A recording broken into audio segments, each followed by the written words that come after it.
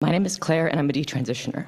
A week after I turned 14 years old, I was put on testosterone by Dr. May Lau at Cook Children's Hospital in Dallas, Texas. 6 months later, Dr. Alan Doolin with the American Institute for Plastic Surgery in Plano performed a double mastectomy on me. I was too young to get a tattoo. I was too young to drive. I hadn't even learned algebra in high school yet. But I was old enough to choose to have healthy parts of my body electively amputated. I was sold a product, medical transition, by professionals and institutions who told me that it would fix my distress and save my life.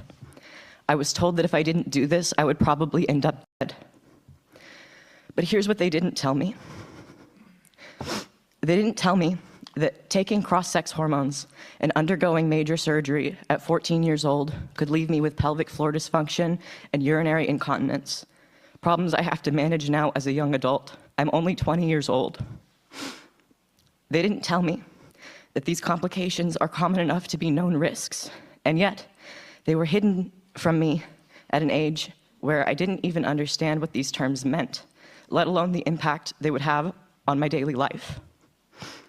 And it doesn't stop there.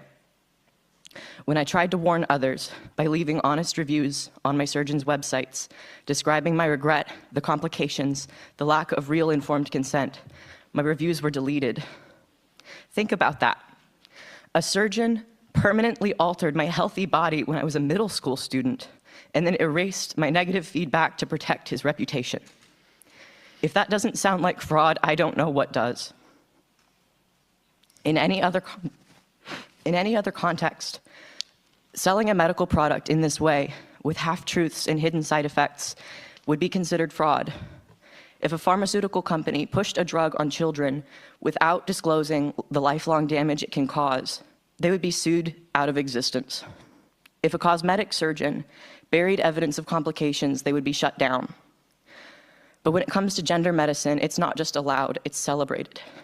And anyone who asks questions is called hateful. Every week, I hear from more young men and women like me, people who were convinced as kids or as teenagers that the only way to survive was to become a lifelong medical patient. We now live with the irreversible consequences, the scars, the side effects, the pain, and the grief. And we watch helplessly as the same professionals and clinics keep selling